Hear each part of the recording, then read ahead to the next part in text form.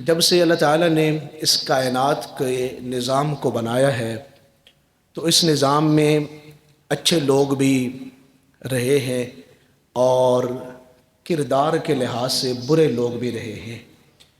پھر اس وقت جو لوگ موجود تھے ان قوموں پر سربراہی کرنے والے، انہوں نے قوانین بنائے زندگی کے شب و روز گزارنے کے لیے۔ جو اچھے لوگ تھے معاشرے میں، جو اچھائیوں کے ساتھ رہے ہیں، انہیں ملک کی قوانین سے کیا فوائد حاصل ہیں، اور جو اس ملک میں رہ کے جرائم جو ہے وہ کرتے رہے ہیں، انہیں اس ملک نے اپنے قوانین کے مطابق کیا سزا دی ہے۔ یہ ساری چیزیں روز اول سے اس کرۂ ارض کے اوپر یہ چیزیں چلتی آئی ہیں۔ دنیا میں جتنی بھی تہذیبیں ہیں یا جتنے بھی مذاہب ہیں، جہاں انہوں نے عدل کی بات کی ہے اور معاشرے کو سنوارنے کی بات کی ہے، وہاں پر انہوں نے مجرموں کو پکڑنے اور جرم کے خاتمے کے لیے بھی مختلف قوموں نے اور مختلف تہذیبوں نے کوششیں کی ہیں۔ لیکن اس کرۂ ارض پر سب سے زیادہ جو عظیم ترین ایک نظام اہل زمین کو دیا ہے وہ اسلام نے دیا ہے۔ اسلام نے جو عدل قائم کیا معاشرے میں، اس طرح کی مثال پوری تاریخ انسانیت میں نہیں ملتی۔ عدل کے لحاظ سے بھی اسلام نے انتہائی اہم جو پہلو تھے انہیں خاطر ملحوظ رکھا، اور پھر جو مجرم تھے جنہوں نے اس وقت ہمارے آقا کریم صلی اللہ علیہ وسلم کے زمانہ میں اور پھر خلفائے راشدین کے زمانہ میں جن لوگوں نے جرائم کیے، ان کی سزائیں مقرر کیں اور انہیں وہ سزائیں دی گئیں۔ لیکن چونکہ جو جرم کر رہا ہے وہ مجرم تو ضرور ہے، لیکن ہم یہ نہیں کہہ سکتے کہ وہ انسان نہیں۔ جیسے ہمارے ہاں آپ نے اکثر دیکھا ہوگا پولیس کی گاڑیوں کے اوپر ایک جملہ لکھا ہوتا ہے کہ ہمیں نفرت جو ہے وہ جرم سے ہے، مجرم سے نہیں ہے۔ جو جرم ہے معاشرے میں ہم اس کو مٹانے کی کوشش کر رہے ہیں، یہ نہیں کہ ہم انسانوں کو مٹانے کی کوشش کر رہے ہیں۔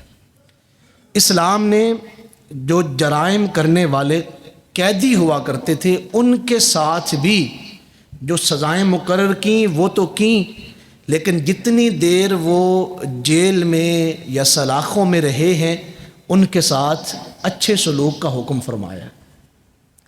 یہ تھوڑی مشکل باتیں ہیں کیونکہ ہمارے معاشرے میں ان چیزوں کا رواج نہیں، تو اس لیے یہ تھوڑا سا مشکل بھی ہے۔ کیونکہ ہم جب کسی مجرم کو ہاتھ ڈالتے ہیں بڑی معذرت کے ساتھ، ہمارے پولیس والے جو حضرات ہوتے ہیں وہ جب تک اس پہ جرم ثابت نہیں ہو جاتا اسے کہتے ہیں ملزم۔ ہمارے ہاں عدالتی نظام میں بھی اور تھانہ کچہری کے نظام میں بھی اسے ملزم کہا جاتا ہے۔ ملزم کا معنی ہوتا ہے کہ اس کے اوپر الزام ہے۔ جب اس پہ جرم ثابت ہو جاتا ہے تو پھر اسے کہا جاتا ہے کہ یہ مجرم ہے، کیونکہ اس کے اوپر جرم جو ہے وہ ثابت ہو چکا ہے۔ اگر جب تک اس کے اوپر جرم ثابت نہ ہو تو اس کے اوپر سزائیں جو ہیں وہ آپ لاگو نہیں کر سکتے۔ یہ ہمارا ملک کا قانون بھی ہے اور ہمارا اسلامی قانون بھی ہے۔ اسلام میں جو اجمالاً موقف ہے، اگر کسی مجرم کے اوپر اگر وہ قتل کا مجرم ہے تو حکم ہے کہ 6 دن کے اندر اندر آپ اس کے جرم کو ثابت کریں۔ اگر 6 دن میں آپ اس کے جرم کو ثابت نہیں کر سکتے تو آپ اسے رہا کر دیں۔ یعنی جب تک وہ ملزم ہے، یعنی اس کے اوپر الزام ہے، تو ادارے کی ذمہ داری ہے کہ اس کے اوپر جرم کو ثابت کرے، عدلیہ ہے یا وہ تھانہ کچہری ہے وہ ثابت کرے۔ لیکن جب ہمارے ہاں اس ملزم کو پکڑا جاتا ہے تو اس کے ساتھ ہمارے بھائیوں کا جو سلوک ہوتا ہے وہ انتہائی اذیت ناک ہوتا ہے۔ یہ نہ تو ہمارا اخلاقی کوئی تہذیب ہے اور نہ ہی ہماری یہ جو ہے وہ شرعی تہذیب ہے کہ اس کو جو ہے وہ گریبان سے پکڑنا۔ بعض دفعہ ہم نے دیکھا ہے کہ وہ سلوار کے نالے سے اسے پکڑا ہوتا ہے اور اس کو پیچھے سے جو ہے وہ تھپڑ مار رہے ہوتے ہیں اور گالیاں دے رہے ہوتے ہیں اور اس کی عزت نفس کو اچھال رہے ہوتے ہیں۔ یہ میرے سامنے قرآن مجید ہے۔ اسلام کا یہ ضابطہ حیات نہیں ہے۔ کہ اسلام کا یہ ضابطہ قانون نہیں ہے۔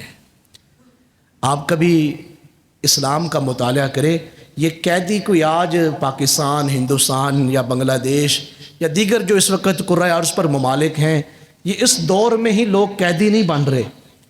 حضور علیہ الصلوۃ والسلام کے زمانہ اقدس میں بھی قیدی بنتے تھے، حضور کے زمانے میں بھی قیدی آتے تھے۔